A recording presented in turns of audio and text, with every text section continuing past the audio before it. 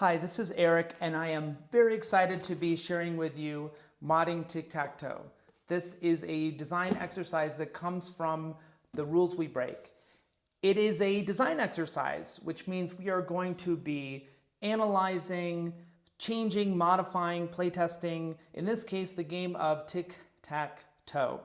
This is an exercise that works with just about anyone. I have run this exercise with professional designers, with university students, with youth, and it really practices a tremendous amount of very fundamental design skills and design thinking. We are going to be learning about systems thinking, the entire design process, communication. In terms of what you need for this exercise, it really works with any number of participants who are going to be working in pairs, an hour or a little bit less, and writing supplies, pens, papers, that kind of thing. You can also have game design kind of supplies like dice and pawns, but that is totally optional. Let's take a look at what's going to happen over the course of this exercise. I am going to explain this exercise as if you are leading it with a group of friends, maybe your teammates, maybe it is a workshop or classroom kind of situation. Of course, you can do this exercise by yourself, but since it is tic-tac-toe, a two-player game, if you have a friend around to help you play test, that would be great too. But I'm going to go through all of these rules one by one. The first thing that I like to do when introducing this exercise is sort of put together the rules of tic-tac-toe, but also talk about them. And what I mean by that is, if we think about a game of tic-tac-toe, what are the rules? What would you say are the rules that define this game?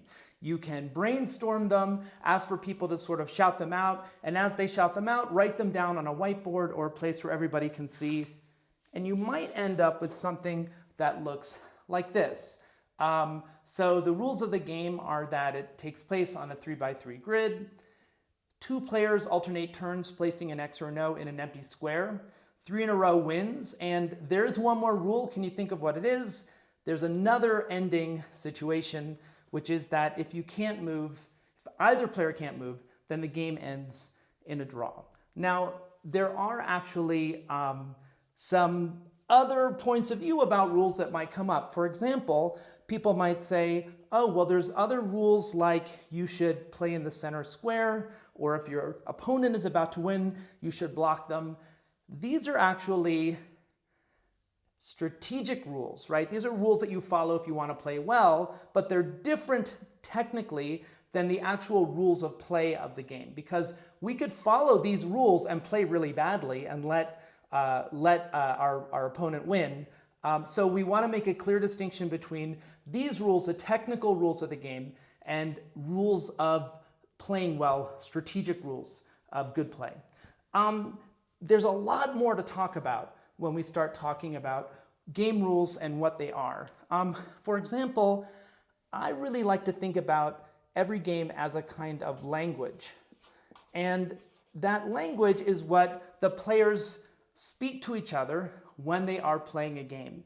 And in this case, the rules of tic-tac-toe become the sort of grammar that tic-tac-toe players use when they speak with each other. And if you think about it, this extremely simple set of rules has produced millions and billions of hours of behavior over the years and centuries. And every game of tic-tac-toe that's ever been played, whether that is players scratching lines in a beach with a stick, or it is writing on a piece of paper or a whiteboard, every game of tic-tac-toe that's ever been played has followed these rules.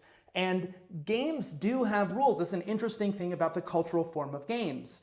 While music also has a structure, and a poem has a structure, architecture has a structure, cultural forms do have structures, but in games, the underlying formal system, the structure of rules under the hood, so to speak, of the engine of the game is incredibly important, because the rules very directly generates the play of the game.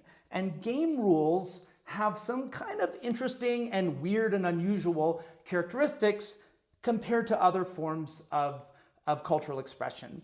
There are some very particular aspects of game rules. For example, rules are very logical and mathematical. They're fixed, they're rigid, they're scientific in a classical idea of what a game is. For example, if I were to draw a Z here on the board, we'd have to say, wait, how does that work? That's not in the rules, or maybe we're playing by a different set of rules. We might have to expand or modify the rules in order to incorporate that. So there's a sense in which game rules are sort of locked and rigid, and they just don't sound like that much fun.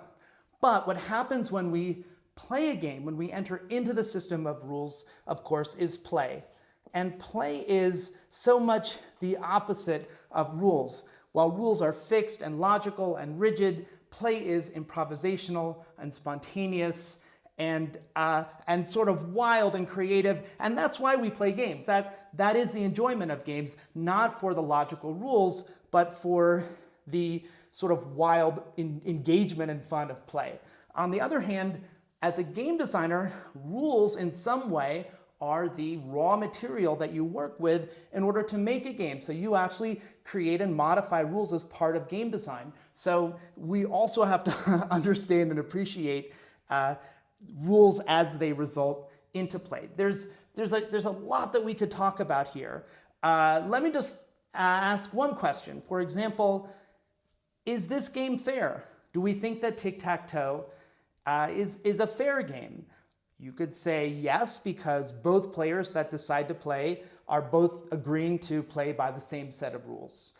You could say no, it's not fair, because whoever goes first is going to have a huge advantage, maybe gets the center square, is going to put their opponent on the defensive. But on the other hand, if two rational adults are playing the game, it's almost certainly going to end in a tie. And because no one ever wins the game, maybe it's fair that way. Or maybe it is unfair, but that's actually not a bad thing. That's a good thing. If you're playing with someone much younger than you, maybe it's good that the first player has an advantage. You can let them go first and take advantage of that inequality in the game. So there's a lot we could say even about this one idea of fairness. And it connects to a lot of topics in design and how we design systems. For example, how we might think about democracy as a design system and whether that system is fair or unfair. Let's get back to the exercise. So we have written out the rules of the game. We've talked about them. Now it's time to start getting into the actual design part. And we want to start brainstorming what it is that we can change about the rules of Tic-Tac-Toe. So again, if you're with a group or running this in a workshop, you want to brainstorm and make a list. What could you do? Well, let's see. We could add to the grid, make the grid bigger. We talked about a Z symbol. Maybe you add a symbol to the game. Maybe you look at the rules that you have in the game. For example, maybe it's more than 2 players. Maybe you change the winning conditions. Maybe you change what you do on a turn. For example, you place in a square, but maybe you are putting the pieces, the X's and O's on pieces of paper so that they can move around. All of these things are ways that we can change the game. And again, if you're brainstorming, trying to come up with a list of what we can change, your list might end up looking a little bit something like this. So this is just a list of different things that we can change about the game. Once that list has been set, once you feel like you have have had a good discussion about that, it's time to actually mod the game and actually start the design process. So you want to divide everybody up into pairs. So the way this is going to work is that you're going to have 2 designers, and those 2 designers are going to be working together on a single modification of the game. It's important that you have an even number of groups. So it may be that you end up having some groups with 3 people in them. That's totally fine. So groups of 2 or 3 people with an even number of groups. What you're going to do is sit those groups down. They should have some of those writing materials, and they're going to start changing and modifying the game. So now we are actually in the design part of the design exercise. As they begin, there's a few things that I would encourage everyone to keep in mind. There's a few guidelines that I like to use when people start doing this kind of design exercise. And one is to shut up and play. And what I mean by that is that we all have a tendency to want to discuss our ideas and debate in the abstract, but you never really know if an idea is good or not until you try it out. So you want to encourage all of the participants to not just discuss things, but really to grab the first idea that they can and start playing. And they're going to learn a lot more by actually trying out an idea than they are by debating and discussing different possible ideas. Another guideline is that you want to change only a little bit at a time. And what I mean by that is just one or two rules. And the reason why you want to only change a little bit is that if you completely make over the whole game and it crashes and burns, you don't exactly know why. But if you only change one thing, first we're going to make the grid bigger. Okay, now let's try that idea for the winning conditions and see how that works on this bigger grid. As you only change one element, you know exactly how that element is impacting the design of the game. And the last thing is that you want to really play test. You want to be iterating and play testing your design ideas, which means that you are making changes and playing and iterating on your own design. So the two of you and your partner, the two partners are working together, changing the rules of the game and seeing how they play out. And that really is the heart of this exercise. This is the design process. It's so exciting that idea of experimenting with systems, with exploring cause and effect, seeing how changing the rules changes the play, and that leads to such a great understanding of how systems work. So this is really the heart of this exercise. You want them to be designing, hopefully for about 10 or 15 minutes. You actually don't need a huge amount of time. That should be enough for them to get to some kind of playable game. They're not looking for the perfect game or the perfect design, just enough so that two people can sit down, play the game all the way through, and something is happening.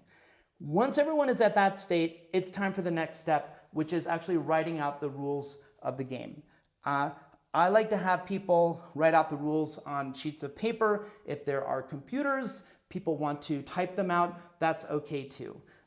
You want everyone to be thinking about writing out the rules in a way that would make it totally clear for a new player who's never played the game before. So a few things to keep in mind. You want the rules to be complete, you want the rules to be clear, and you want them to be accessible.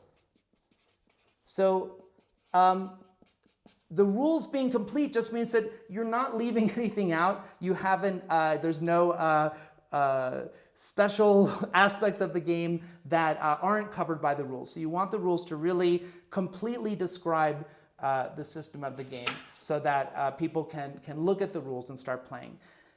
Clear, you really want to think about how you are communicating the rules. In other words, what is the terminology that you're using? How are they structured? What concept comes before what other concept? How are they organized?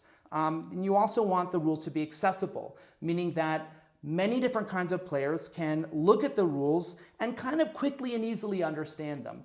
For example, visuals are great. If you can draw diagrams to help explain the rules, that often goes so much farther than just a huge amount of text. This aspect of this exercise, writing out the rules, is incredibly important, right? This is where we are practicing this key design skill of communication. And for me, this is actually part of how design can make you a better person, how design is humanizing. Because in order to design something, you have to think about what is someone else, who's not me, who's not the author, what is that person going to think of this system? How do I explain it to them? And it's about seeing the world from another person's point of view. To me, that's what communication is about. And that is why this part of the exercise is is so important, so rewarding too. So hopefully in 10 or 15 minutes, again, maybe people have written out the rules and they're ready to move on to the next step, painful playtesting. Now, at this point, you want to divide your groups into larger groups. So you want to put your pairs of designers together with another pair of designers. So this group has also been working on a game together. And so you're going to put these pairs together. Again, maybe these groups have 3 people in them, so there would be 4, 5, or 6 people coming together.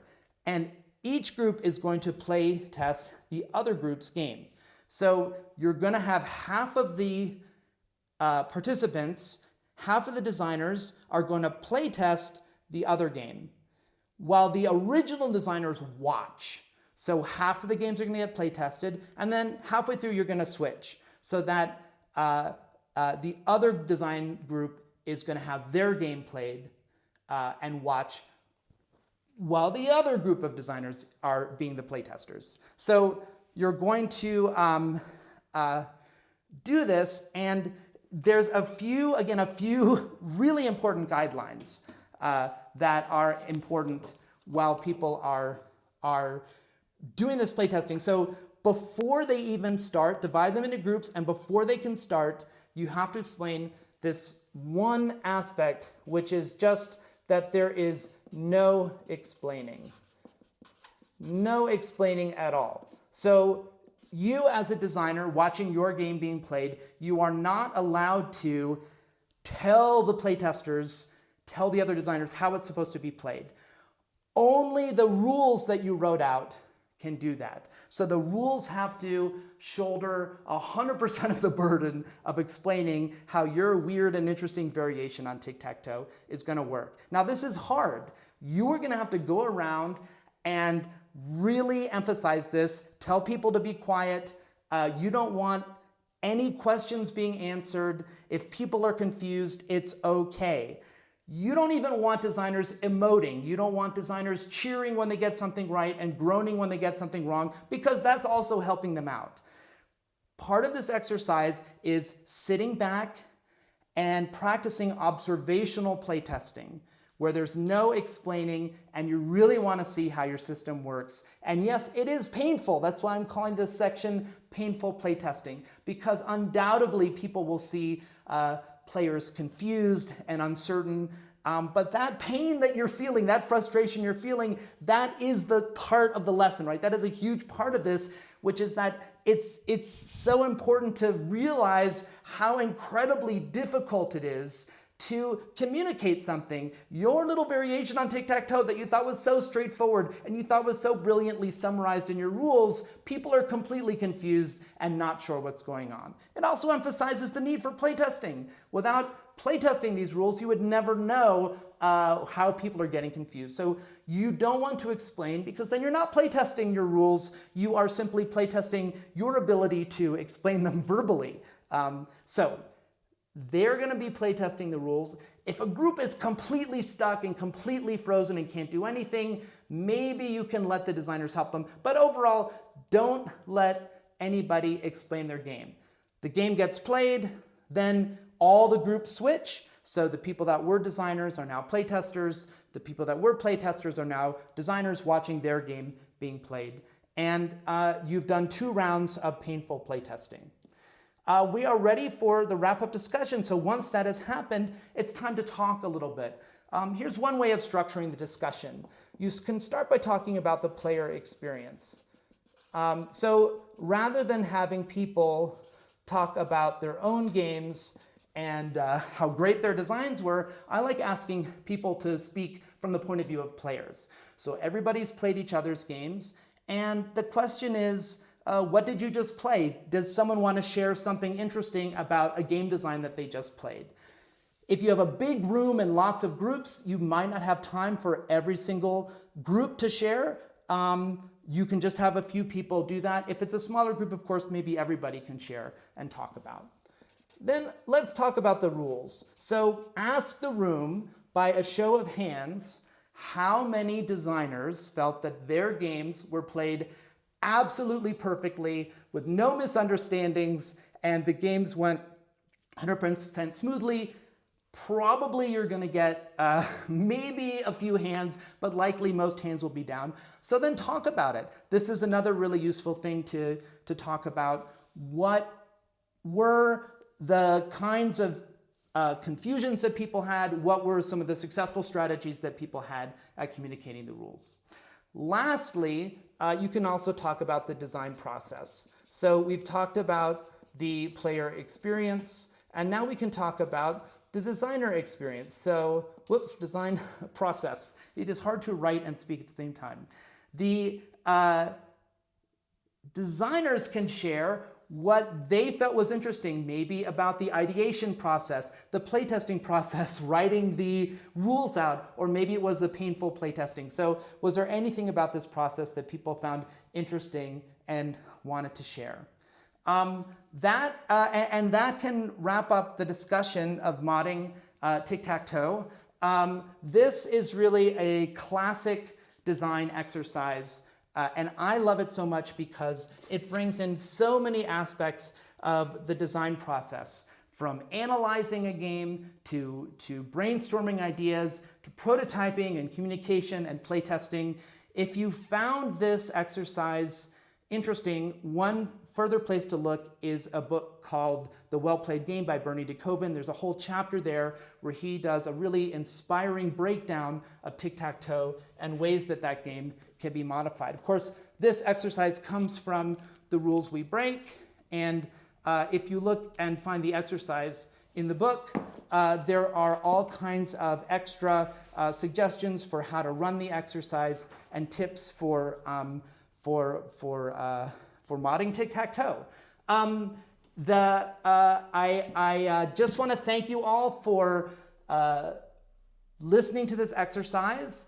And the last thing I want to say is that if you get a chance to try out modding tic-tac-toe, I would love to hear about it. I'm eager to hear about the strange versions of the game that people came up with and your experience of running the exercise and how it can be improved. Thank you so much.